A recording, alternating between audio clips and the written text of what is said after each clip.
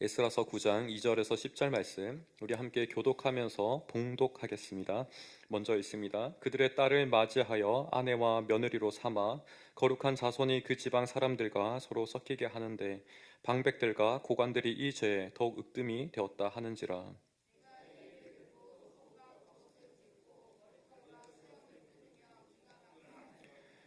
이에 이스라엘의 하나님의 말씀으로 말미암아 떠는 자가 사로잡혔던 이 사람들의 죄 때문에 다 내게로 모여오더라. 내가 저녁 제사 드릴 때까지 기가 막혀 앉았더니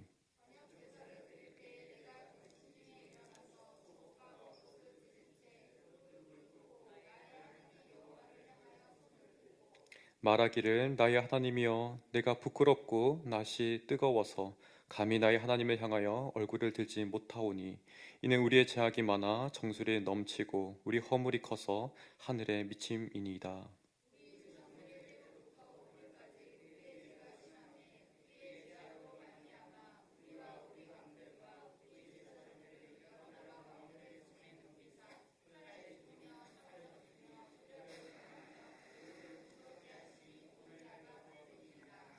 이제 우리 하나님 여호와께서 우리에게 잠시 동안 은혜를 베푸사 얼마를 남겨두어 피하게 하신 우리를 그 거룩한 처소에 박힌 목과 같게 하시고 우리 하나님이 우리 눈을 밝히사 우리가 종로로 타는 중에서 조금 소생하게 하셨나이다.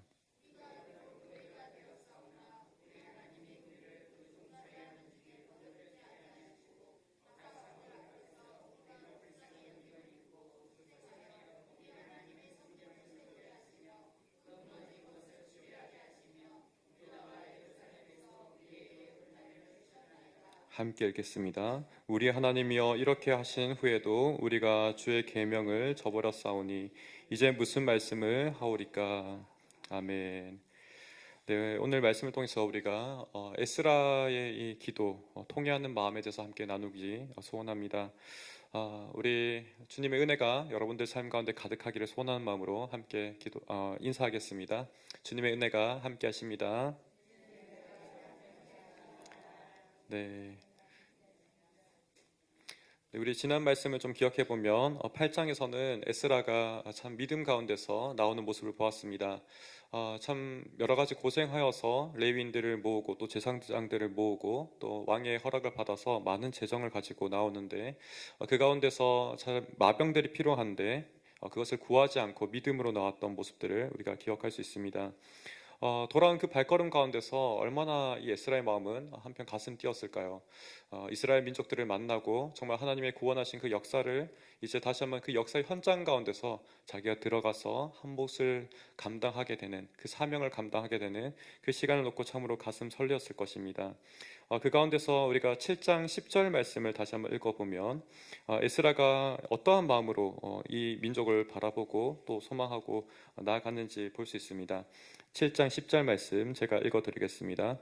에스라가 여호와의 율법을 연구하여 준행하며 율례와 규례를 이스라엘에게 가르치기로 결심하였더라. 이와 같이 지금 에스라는 율법에 대해서 아주 정통했던 학자였고 잘 준비되었던 사람입니다.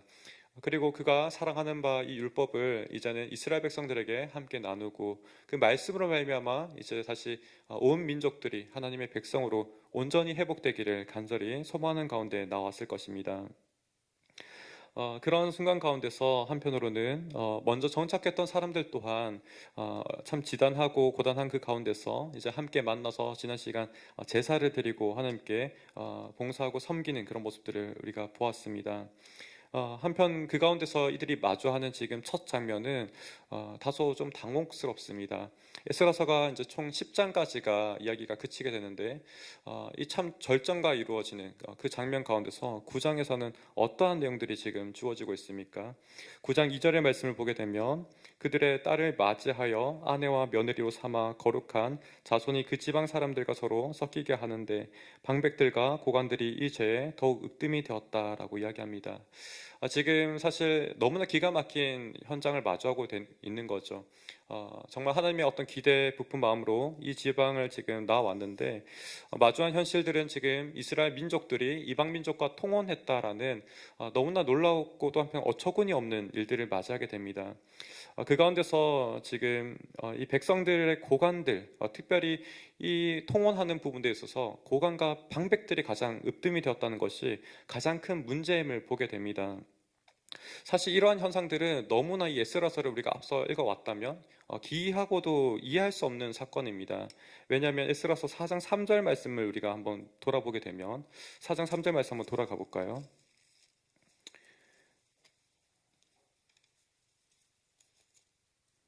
같이 한번 읽어보겠습니다. 시작. 스룹바벨과 예수아와 기타 이스라엘 족장들이 이르되 우리 하나님의 성전을 건축하는데 너희는 우리와 상관이 없느니라. 바사 왕 고레스가 우리에게 명령하신 대로 우리가 이스라엘의 하나님 여호와를 위하여 홀로 건축하리라 하였더니, 이 말씀을 보게 되면 원래 이제 성전 재건하는 그 중요한 사명 가운데서 이들이 착공을 시작했을 때 주변의 민족들이 함께 나와서 우리 또한 에살 핫돈이 이 자리로 우리가 이주시켰고 그 이래로부터 지금 여호와를 섬기고 제사했다라는 이야기를 들려주죠. 그 가운데서 우리 또한 함께 성전 공사를 같이 재건하는 데 동참하겠다, 우리도 함께 공사하게 하자, 이렇게 이야기를 하는데 너희는 같이 할 그릇이 없어, 너희들의 어떤 몫은 없다라는 단호한 지금 거부를 하는 모습을 보게 됩니다. 하지만 지금 다시 우리가 9장 2절을 살펴보게 되면 어떻습니까? 그렇게 거부했던 민족들과 함께 통혼하는 거예요. 서로 아들을 내어주고 딸을 받아들이는 통혼하는 지금 그런 사건들을 마주하게 되는 것이 우리로 하여금 참으로 당혹스러운 모습을 보게 합니다. 이러한 상황을 마주했을 때 에스라의 반응은 무엇이냐면 9장 3절을 보게 되면 내가 이 일을 듣고 속옷과 겉옷을 찢고 머리털과 수염을 뜯으며 기가 막혀 앉았다라고 이야기합니다.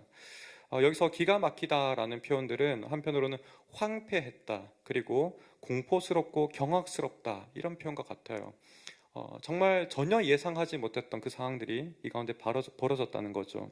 이어서 9장 4절 동안 유사한 부분들을 증언하고 있는데 9장 4절 말씀 같이 한번 읽어보죠. 시작.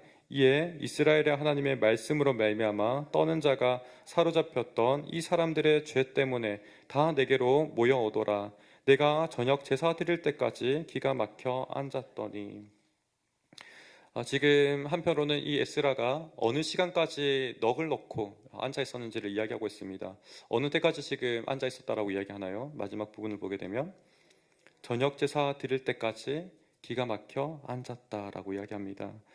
얼마나 앉았는지 그 지속된 시간들은 명시되어 있지 않지만 참 제법 긴 시간 동안 앉아 있음을 보게 됩니다. 해가 지금 바뀌고 있는 그 시간들, 분명히 밝은 낮이었는데 이제 어두워지는 그 시점까지 정말 아무 말 할 수 없는 그런 막막한 심정으로 앉아 있음을 보게 됩니다. 여기서 조금 더 우리가 이스라엘 심정을 구체적으로 생각해 보면 어떠한 마음이겠습니까? 분명히 앞서 8장에서 우리가 살펴봤던 그런 정말 기대에 부푼 마음들, 민족의 회복에 대해서 자기가 이 한 몫을 담당하겠다는 그 마음 가운데서 나왔을 텐데 그 모든 것들이 무너져 내리는 것이죠. 한편으로 이것을 좀 생각해 봤을 때 우리가 때로는 가족의 상실과 유사한 마음이 아닐까 싶어요. 가령 뭐 신혼부부가 같이 결혼했는데 그 가운데 일찍 남편이 죽는다거나 또 반대로 아내가 죽는다거나 그런 상황과 유사한 상실감들이 지금 있는 거죠. 그런 아픔을, 지극한 아픔을 겪은 사람들은 정말 우두커니 앉아서 아무것도 하지 못하고 멍하니 그냥 가만히 있는 모습을 우리가 잘 압니다. 그와 같이 지금 에스라가 정말 아무것도 하지 못하고 어떠한 대꾸도 하지 못하고 넋을 놓고 있는 듯한 그런 모습을 보고 있는 것이죠. 또 한편으로는 이 에스라의 마음 가운데 어떤 마음이 있겠습니까? 두 번째는 너무 치명적인 잘못으로 말미암아 이것을 어떻게 수습할지 도저히 상상이 되지 않고 가늠이 되지 않는 것입니다. 어떠한 지혜로도 이 문제를 타개할 수 있는 방안들을 전혀 찾지 못하는 그런 상황이라고 이야기할 수 있습니다.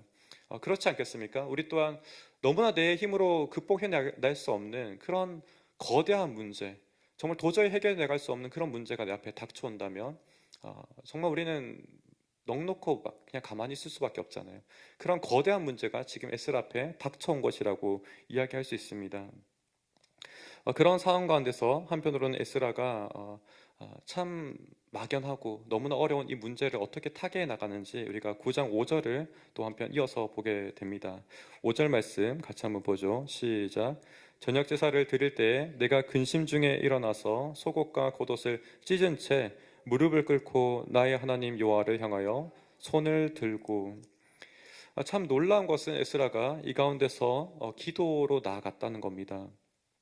너무나 야속할 수 있는 상황, 또 충분히 누군가를 비난할 수 있는 상황이었지 않겠습니까? 자신은 너무나 기대를 부푼 마음들, 또 잘 준비된 마음들, 이제 점점 탑을 쌓아가듯이 기초공사 위에 쌓아가야 되는 그런 상황 가운데 있는데, 참 배반감이 한편 들었을 거예요. 민족의 지도자들, 방백들, 그 사람들이 가장 으뜸되어서 지금 하나님을 배역하고 거스르는 일들을 지금 앞장서고 있었다는 모습들이 얼마나 한편으로는 야속했겠습니까? 그 가운데 충분히 책망할 수도 있고 질책할 수도 있는 상황입니다. 우리 또한 때로는 문제가 어떤 부분이 어긋나고 그릇되게 되면 누군가를 탓하기 너무나 쉽지 않습니까? 누구 때문이야? 그 사람이 이렇게만 하지 않았다면, 그런 마음들이 들 거예요. 이런 말을 하지만 않았다면, 그런 생각들이 들기 너무나 쉬운 거죠. 하지만 지금 에스라를 보게 되면 그런 탓하는 말 한마디 하지 아니하고 기도함으로 나아가고 있는 모습들이 우리로 하여금 큰 울림이 되고 또 한편 본받게 되는 중요한 부분이 됩니다. 그래서 이러한 부분들이 한편으로는 에스라가 곰곰이 생각해 봤을 때 사실상 어떤 개개인의 문제가 아니었을 것입니다. 왜냐하면 어떤 한두 사람이 아니라 집단적으로 이 모든 사람들이, 대다수의 사람들이 배교하고 있었기 때문에 그렇죠. 민족적으로 또 방백과 고관들이 이렇게 앞장서고 있었던 모습 가운데 사실은 기도할 수밖에 없었음을 보게 됩니다. 우리가 기도한다는 것은 사실 어떠한 부분입니까? 우리에게 구원이 오직 하나님밖에 없음을 알 때 우리가 기도할 수밖에 없지 않습니까? 내가 기도할 수밖에 없다. 기도하는 것 외에 내가 어떠한 것도 할 수 없다라고 이야기할 때는 바로 그와 같이 내게 어떠한 이 구원의 방편들이 없다는 거예요. 오직 누구에게만 있다는 거예요? 하나님께만 구원이 있다라는 거예요. 바로 그 순간 가운데 우리가 이 절박한 마음으로 기도할 수밖에 없다는 거죠. 도저히 내가 해볼 수 없다는 것을 인정하는 것이고 무릎을 그래서 꿇고 있고 그래서 하늘을 향해서 하나님을 향해서 손을 들고 있다라고 이야기합니다. 모든 상황이 한편으로 너무 절망적이지만 이렇게 자세를 가다듬고 하나님만을 의지하는 것이 우리가 진정으로 기도의 자세이고 또 그 가운데 하나님의 역사하심이 시작됨을 기대케 하는 모습이라 할 수 있겠습니다. 한편 9장 6절에서는 또 어떻게 이야기하고 있습니까? 9장 6절에서는 이제 에스라가 입을 열어서 기도하기 시작합니다. 그 기도의 내용을 우리 6절에서 한번 살펴보도록 하겠습니다. 시작. 말하기를 나의 하나님이여 내가 부끄럽고 낯이 뜨거워서 감히 나의 하나님을 향하여 얼굴을 들지 못하오니 이는 우리 죄악이 많아 정수리에 넘치고 우리의 허물이 커서 하늘에 미침이니이다. 여기서 놀라운 것을 우리가 주목할 것은 무엇이냐면 이 회개 기도를 하고 있는데 주어가 우리가 참 주목할 부분입니다. 그들 또는 저들 이렇게 이야기하는 것이 아니라 저 병백들, 저 고관들, 저 제사장들, 저 레위인들, 저 백성들 이렇게 지칭하는 것이 아니라 3인칭 복수가 아니라 1인칭 복수를 쓰고 있는 거죠. 바로 우리를 이야기하고 있습니다. 먼저 나부터 시작하고 있고 또 더 넘어가서 우리로 표현하고 있는 것이죠. 그 안에 자기 자신 또한 포함되어 있는 거예요. 나 또한 이 범죄함 속에서 함께 참여한 자로 이야기하고 있는 거예요. 너무 이상하지 않습니까? 에스라는 지금 통혼했습니까? 어떤 하나님 앞에 범죄함이 있습니까? 그러지 않았어요. 지금 내내 오는 가운데서 아주 정직한 마음으로 또 성실한 마음으로 또 하나님을 정말 신뢰하는 마음으로 나왔던 사람이 에스라였습니다. 그런데 그가 지금 이렇게 기도한다는 것은 민족과 자신을 떨어뜨려 놓는 것이 아니라 정말 온전히 하나, 나는 한 몸이다. 이 민족 속에 내가 포함되어 있다. 운명 공동체이다라고 이야기하는 거예요. 이런 마음가짐 가운데서 그가 자신 또한 이 민족에 대한 책임이 있다라는 거예요. 나 또한 한편으로는 이런 마음이 아니었을까 싶어요. 나 또한 조금이라도 빨리 예루살렘으로 나왔다면, 한편으로 처음 귀환했을 때 같이 건너왔다면 그런 생각이 들었을 것이고, 또 한편으로 민족에서 내가 얼마나 기도했는가, 얼마나 내가 이 가운데서 나는 책임을 가지고 있는가, 그런 질문을 던지는 가운데 통렬한 애통함 가운데서 같이 이렇게 기도하는 것입니다. 때로는 우리가 누군가를 잘못할 때 참 탓하기 쉽다라는 이야기를 들었는데요.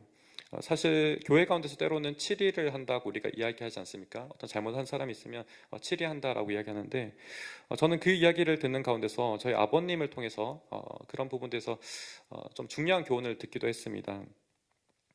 어, 치리한다는 것은 사실 또 한편으로는 그 목회자가 이 성도를 성실하게 감당하지 못했다라는 이야기를 오히려 들려주시더라고요. 그래서 치료하는 것은 오히려 자신을 탓할 문제이다, 이렇게 이야기해 주시더라고요.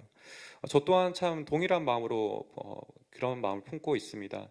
여러분들 또한 때로는 누군가를 탓하기 쉬운 부분들이 있을 겁니다. 하지만 그것이 우리가 정말 그 문제를 면밀하게 살펴보고 깊이 살펴본다면 그 문제와 내가 무관하지 않음을 알게 될 거예요. 내가 그 사람에 서 얼마나 기도했는지, 얼마나 그 사람에서 사랑으로 건면했는지 우리가 그것을 헤아려 본다면 사실 우리는 탓할 자격이 없는 사람들이에요. 오히려 우리 또한 하나님 앞에 끝없는 죄인이고 끝없는 불평과 비판을 많이 던지는 사람이지, 하나님께 감사하는 그런 모습들, 또 온전히 그 영혼을 붙잡고 기도하는 모습들, 우리가 얼마나 있었는지를 돌아보게 되면 오히려 우리의 죄됨만 사실 더 많이 보일 뿐이죠. 그 가운데서 지금 에스라가 기도하는 이 또한 동일한 모습이라고 할 수 있겠습니다. 그 또한 이 깊은 좌절감 가운데 있지만 사실 그 또한 이 운명 공동체 가운데 있다라는 거예요. 떨어뜨려 놓을 수 없다는 거죠. 그 가운데서 정말 주님께서 이것을 구원해 달라고 간구하고 있는 것이죠. 너무나 주님 앞에 낯이 부끄러워서 나아갈 수 없지만 그 가운데서 오직 그나마 희망 가운데 유일한 소망은 무엇이냐면 하나님뿐이라는 거죠. 그래서 6절 가운데 나의 하나님이여 내가 부끄럽고 낯이 뜨거워서 감히 하나님 앞에서 얼굴을 들지 못합니다 라고 이야기하지만, 그 가운데서 여전히 하나님을 의지하고 하나님 도와주세요, 오직 당신만이 나의 구원이시고 이것을 회복할 수 있는 유일한 길입니다 라고 고백하고 있는 모습을 보게 됩니다. 한편 이 에스라의 이 통렬한 마음들, 이 통쾌한 마음 가운데 4절의 말씀을 다시 한번 우리가 살펴보게 되면 놀라운 부분이 한 가지 있습니다. 우리 4절 말씀 한 가지 다시 한번 읽어보겠습니다. 시작. 떠는 자가 사로잡혔던 이 사람들의 죄 때문에 다 내게로 모여오더라. 내가 저녁제사 드릴 때까지 기가 막혀 앉았더니. 지금 한편으로는 에스라가 이 통렬한 마음들, 정말 가슴을 찢고 옷을 찢고 그 가운데서 정말 머리도 다 찢고 이러한 가운데서 앉아 있는데, 기가 막혀 앉아 있는데, 4절 말씀을 보게 되면 그 가운데 한편은 이스라엘 백성들이 그에게 나아왔다라고 이야기합니다. 다 그 중심으로 모여왔다라고 이야기합니다. 물론 양심이 깨어있는 사람이겠죠. 하나님의 거룩하심, 하나님의 이 온전케 회복하시는 것들을 기대하는 마음으로 나왔던 사람들일 것입니다. 하지만 중요한 것은 무엇이겠습니까? 그 사람들이 반응했다는 거예요. 어떠한 그냥 무감각함, 그 냉랭함 가운데 그대로 내버려진 상황이 아니라 이 에스라가 옷을 찢고 마음을 찢는 그 가운데서 이들이 함께 반응하면서 움직이고 있다는 거예요. 이들이 무엇을 느꼈을까요? 에스라가 이렇게 찢는 가운데서 와, 어떻게 저렇게 분노할 수 있지? 그런 거 느꼈을까요? 그게 아닐 거예요. 이것을 찢는 가운데서 하나님의 마음을 사실 느낀 거예요. 하나님이 얼마나 이 사람들 향해서 가슴 아파하고 또한 통렬한 마음으로 가지고 계시는지 거기에 반응하는 거예요. 그렇기 때문에 이 에스라 주변으로 이 사람들이 모여드는 거죠. 사실 에스라가 먼저 하나님을 향한 마음들을 알고 있었기 때문에 그가 하나님 앞에서 이런 반응을 보였고, 또 이스라엘 백성들 또한 에스라를 보면서 하나님을 보게 되는 거예요. 결국은 에스라는 중요한 하나님의 통로와 같은 사람인 거예요. 그를 통해서 이 모든 사람들이 결국은 하나님의 마음을 서서히 느껴가기 시작하고 공동체의 변화와 쇄신이 이루어지는 모습을 보게 됩니다. 그렇기 때문에 우리가 이 중요한 부분들, 에스라가 이렇게 느끼는 통쾌하는 마음이 우리가 주목해야 할 부분이라고 이야기할 수 있겠습니다. 하나님의 마음은 사실 어떠한 마음입니까? 에스라서 9장 우리 8절에서 10절 말씀 한번 같이 보도록 하겠습니다. 9장 8절에서 10절 말씀 조금 길지만 같이 한번 읽어보겠습니다. 시작.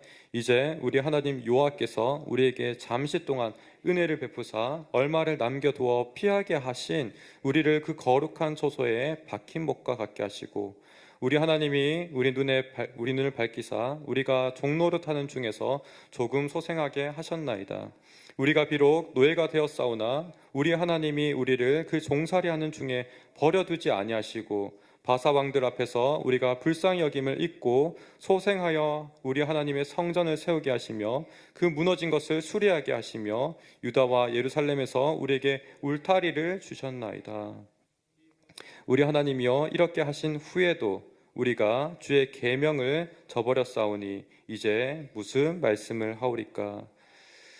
사실 이 말씀을 보게 되면 하나님께서는 끊임없이 은혜를 주셨다는 거예요. 지금 사실 귀환한 것이 그러한 역사죠. 하나님께서 정말 자비하신 가운데서 나라가 멸망한 가운데서 그 일부를 돌아오게 하신 거죠. 정말 사자가 어떤 사냥감을 움켜잡고 찢는 가운데서 그 거덜난 가죽 일부가 돌아온 것처럼 지금 그와 같이 돌아온 상황인데, 이들이 그 상황 가운데서도 그마저도 하나님의 은혜를 지금 저버리고 배역했다는 겁니다. 이것이 얼마나 한편으로는 가슴 아픈 일입니까? 하나님께서 정말 8절의 말씀 보게 되면 잠시 동안 은혜를 베푸셨다라고 이야기합니다. 또 거룩한 초소에서 박힌 목과 같이 이 성전을 중심으로 성전을 재건토록 지금 회복케 하셨다라고 이야기합니다. 그리고 이제 조금 소생하게 하셨다라고 이야기합니다. 또 바사 왕들의 마음을 움직이셔서 그 거대한 제국의 왕들의 마음을 움직이셔서 긍휼한 마음 가운데 성전과 울타리를 회복하게 하셨다라고 이야기합니다. 그런데도 이들이 그 정말 하나님의 어떤 희망과 같은 새싹과 같은 그들이 다시 한번 배역하고 하나님을 거부했다는 이 모습들이 우리에게 참으로 충격이고 더 이상 소망이 없는 것처럼 우리에게 보여집니다. 하지만 이러한 상황 가운데서도 하나님께서는 이들을 다시 한번 붙잡으시고 에스라를 통해서 이 마음들을, 통렬한 마음들을 느끼게 하시는 거죠. 그 가운데서 이 사람들이 우리가 얼마나 잘못했는지, 얼마나 배역했는지 그 모습을 보게 하는 거예요.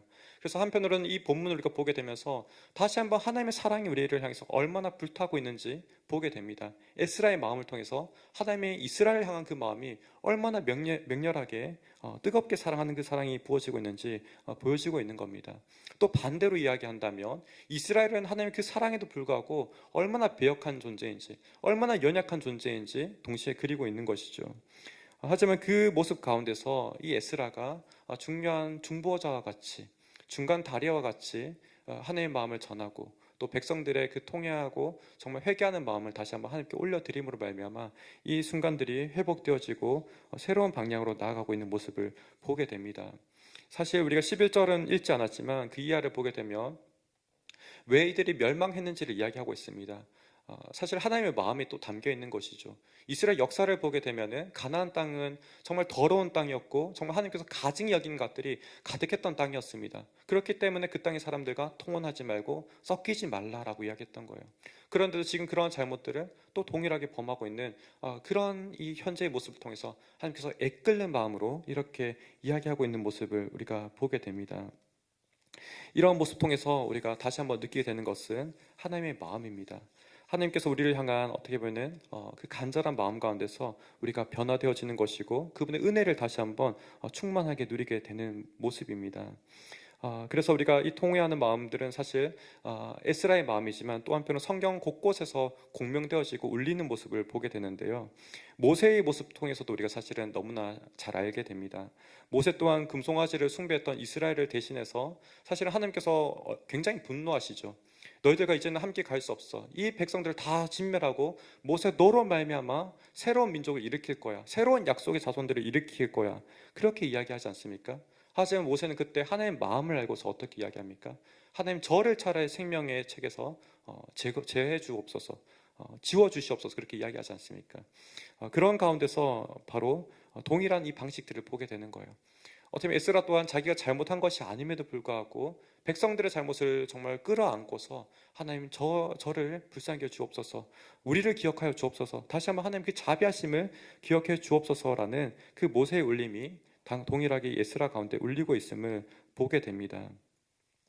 사실 이러한 방식들은 정말 또 한편으로는 단순히 성경의 중요한 인물들의 표현만이 아니라 누가복음에 보게 되면 예수님의 마음을 우리가 보게 됩니다.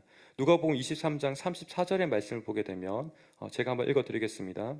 이에 예수께서 이르시되 아버지 저들을 사하여 주옵소서, 자기들이 하는 것을 알지 못함이니이다 하시더라. 그들이 그의 옷을 나눠 제비 뽑을세.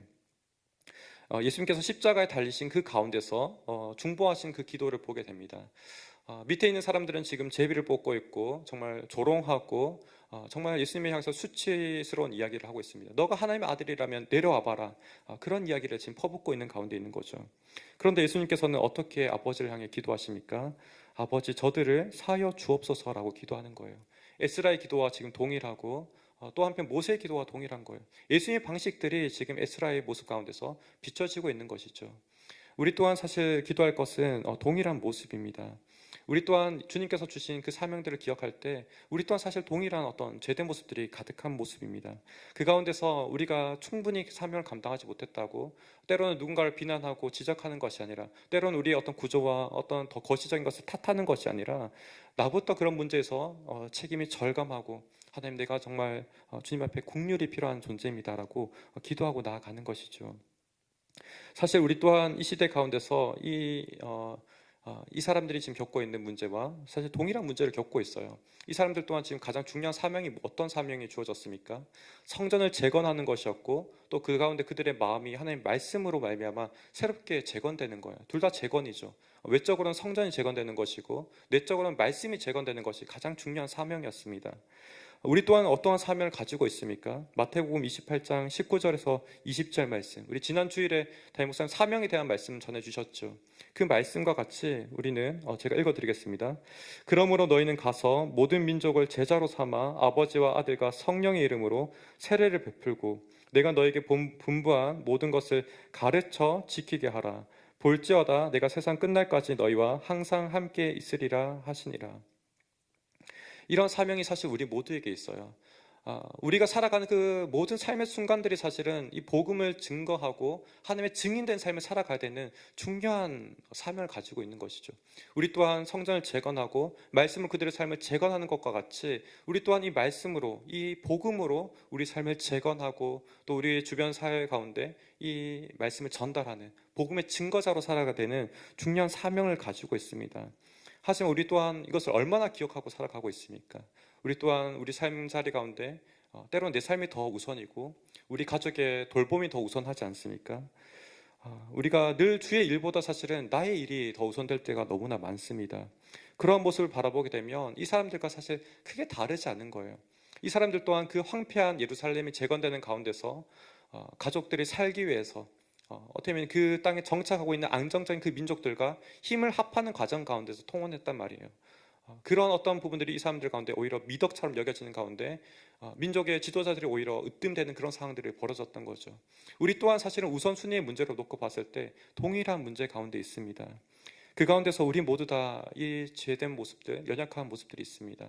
그 가운데 나는 이 가운데 얼마나 책임감 있게 살아갔는가라고 이야기했을 때 에스라처럼 우리 또한 울고 기도할 수밖에 없는 거죠.